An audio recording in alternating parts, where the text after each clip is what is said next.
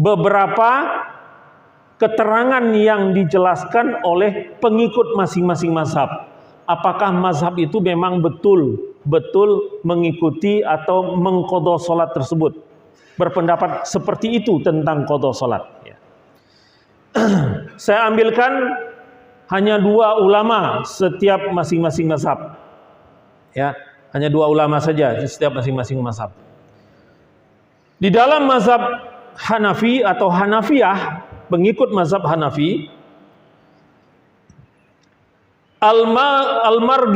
Al-Marghinawi mengatakan orang yang terlewat dari mengerjakan sholat, maka dia wajib mengqadha sholat tersebut begitu dia ingat, dan harus didahulukan pengerjaannya dari sholat fardu pada waktunya.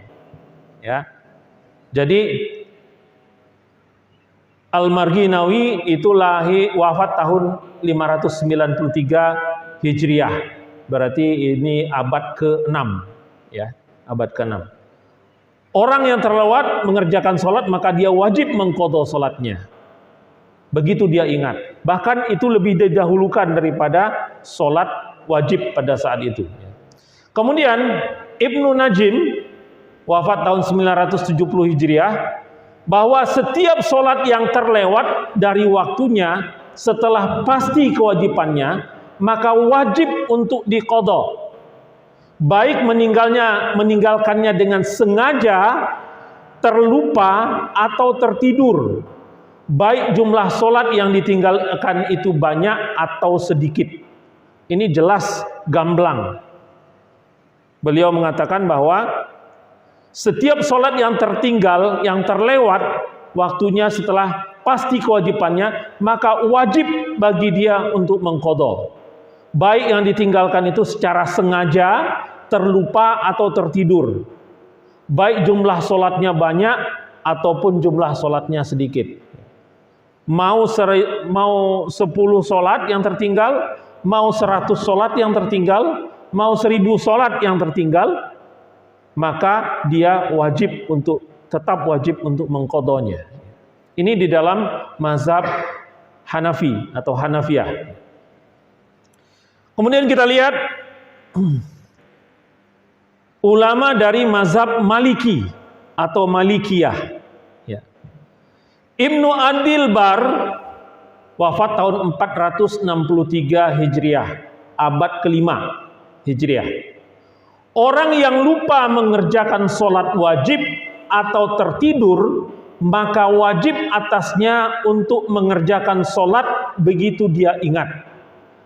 Itulah waktu bagi dia untuk mengerjakan sholat. Kemudian Al-Qarafi wafat tahun 684 Hijriah, abad ke-5 juga. Pasal pertama tentang qadha, mengqadha hukumnya wajib atas sholat yang belum dikerjakan.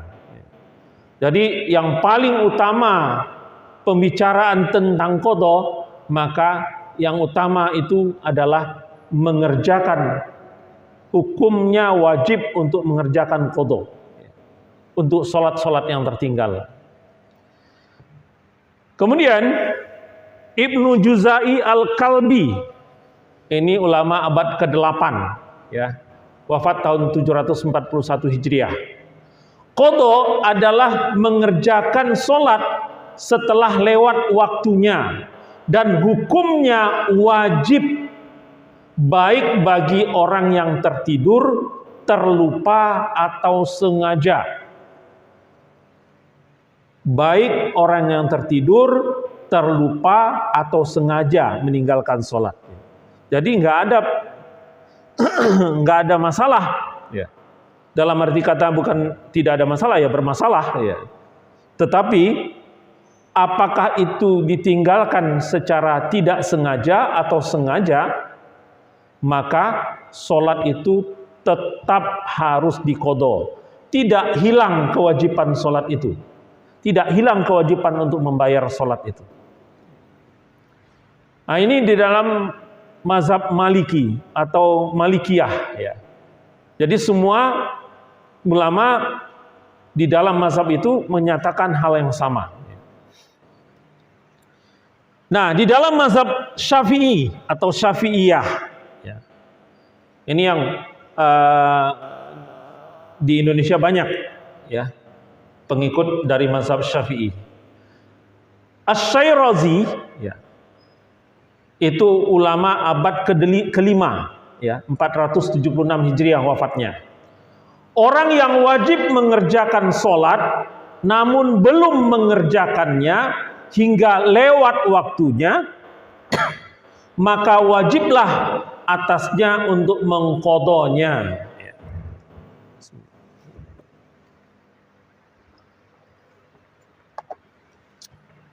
Orang yang wajib mengerjakan sholat namun belum mengerjakannya hingga lewat waktunya, maka wajiblah atasnya untuk mengqadanya. Jelas. Imam An-Nawawi abad ke-7 Hijriah, 676 Hijriah wafatnya. Orang yang wajib atasnya sholat namun melewatkannya, maka wajib atasnya mengqadanya, baik terlewat karena uzur atau tanpa uzur. Bila terlewatnya karena uzur, boleh mengqadanya dengan ditunda. Namun bila dipercepat, hukumnya mustahab. Ya. Jadi Imam An-Nawawi mengatakan wajib atasnya mengqadha. Ya. Itu Imam Syafi'i. Sangat jelas, ya. Nah, di dalam mazhab Hambali atau Hanabilah, ya,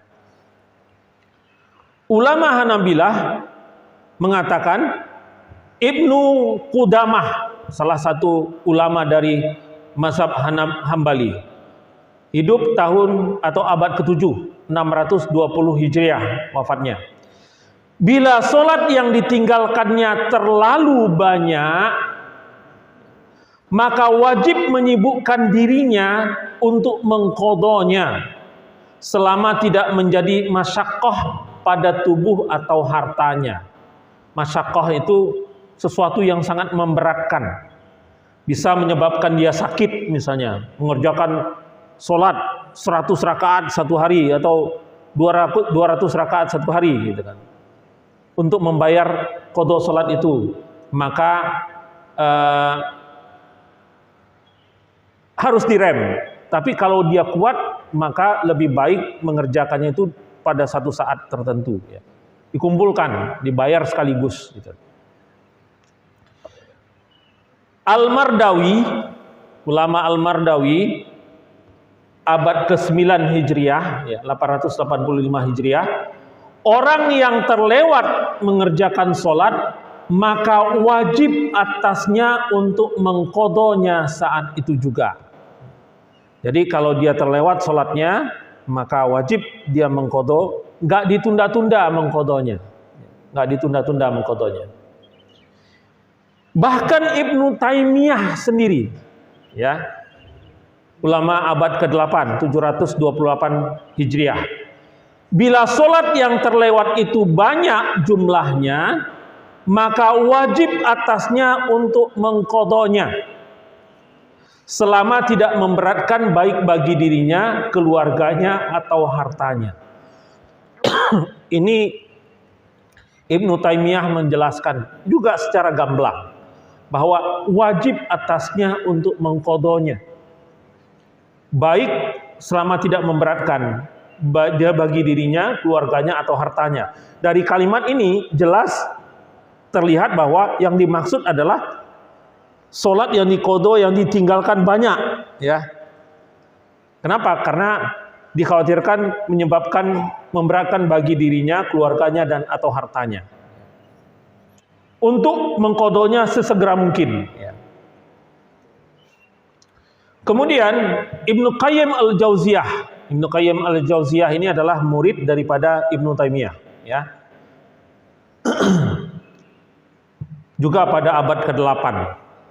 Adapun sholat 5 waktu yang telah ditetapkan dengan nas dan ijma, bahwa orang yang punya uzur, baik tidur lupa atau ghalabul akli, wajib mengerjakannya begitu uzurnya hilang.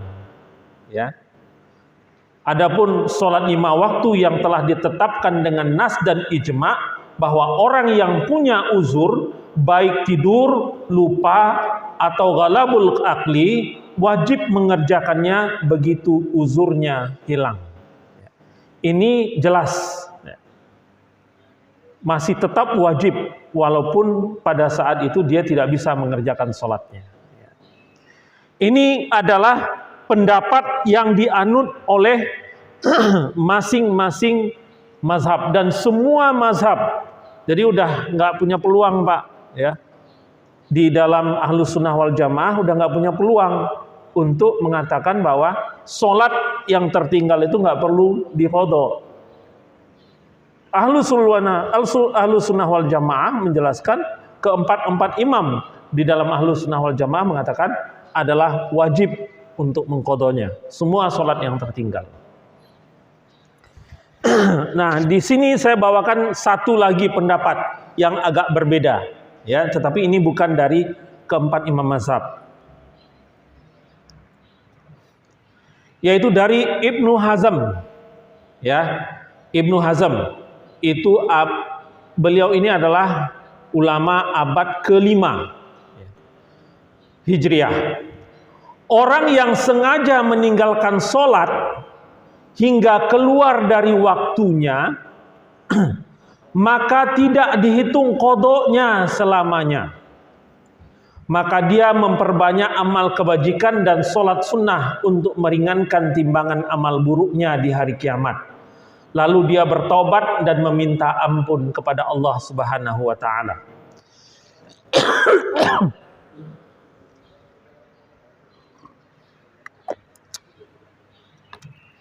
Orang yang sengaja meninggalkan sholat hingga keluar dari waktunya, maka tidak dihitung qadha selamanya.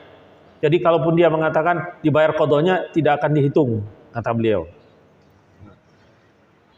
Maka untuk mengimbanginya, perbanyak dengan sholat sunnah. Ini pendapat dari Ibnu Hazm.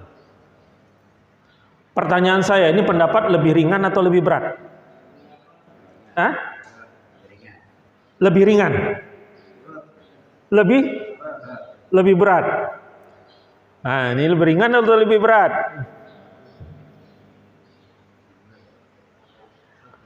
Pendapat ini lebih berat, Pak.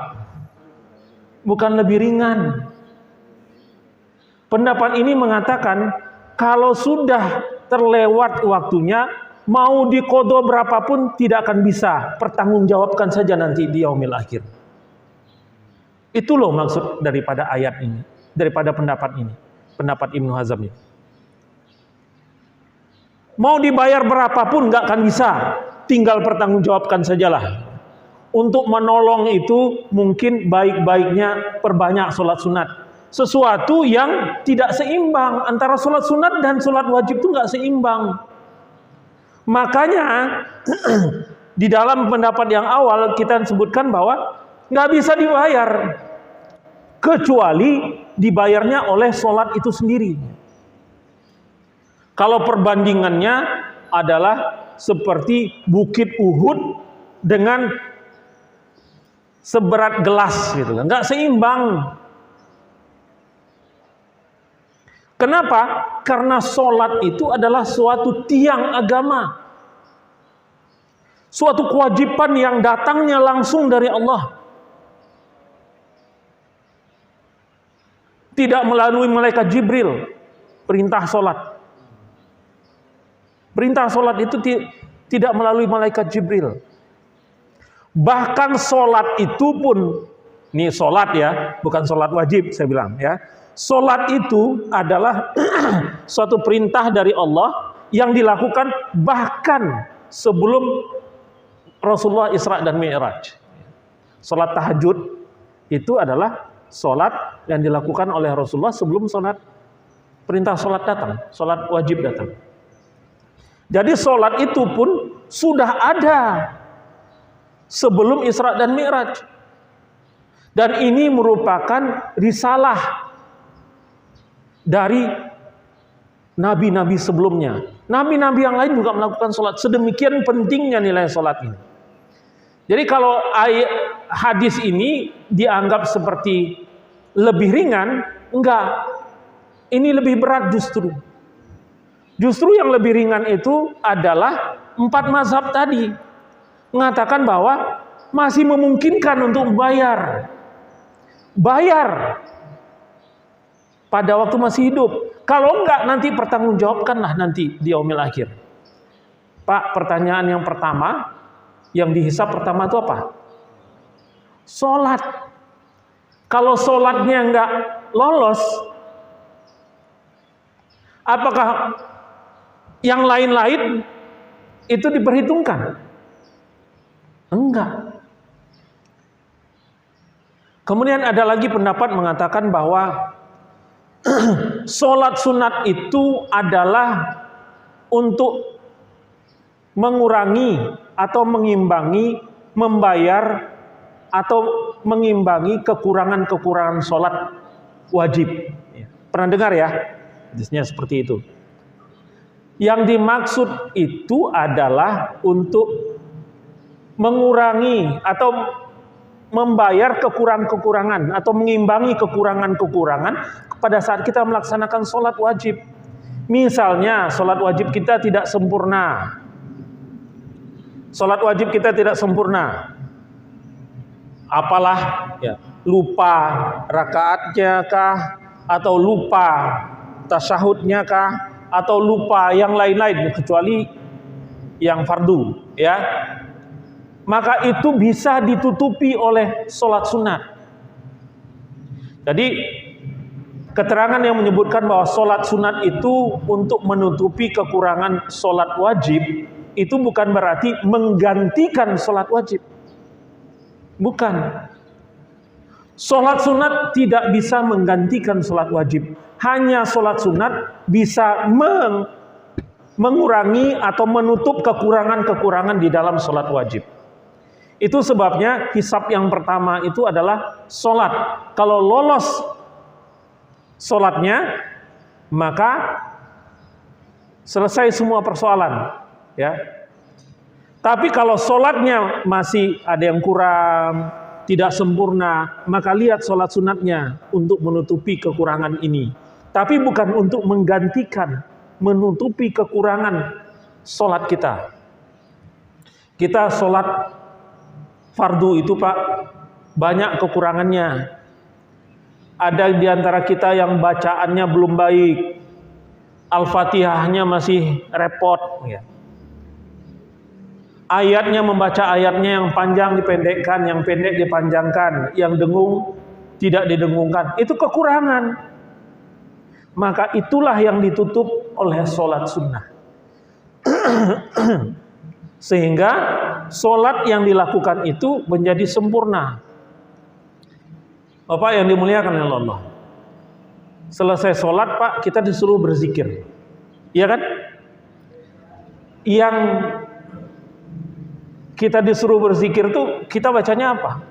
Pertama tuh malah astagfirullah dulu kan? Nah ini yang sering dipelintir oleh orang-orang. Orang sholat tapi kok baca astagfirullahaladzim setelah sholat. Seolah-olah sholat itu melakukan kesalahan. Minta ampun. Setelah sholat kok minta ampun. Ini dipelintir oleh orang. Ini orang-orang yang berniat jelek. Ya. Berniat, kalaupun tidak berniat jelek, dia nggak ngerti sebenarnya. Nggak ngerti sebenarnya. Bahwa istighfar yang kita baca pada saat kita selesai sholat itu adalah untuk istighfar terhadap kesalahan yang kita lakukan selama kita melakukan sholat.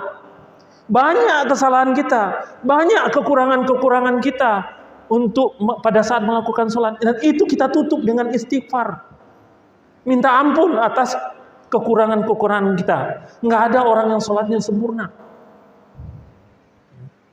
Jadi bukan karena udah melakukan sholat, istighfar berarti sholatnya salah dong. Enggak. Tapi mengikuti, menutupi kekurangan-kekurangan yang tertinggal pada waktu sholat. Baik Bapak yang dimuliakan oleh Allah. Ini jelas ya. jelas bahwa mengqadha salat itu hukumnya wajib.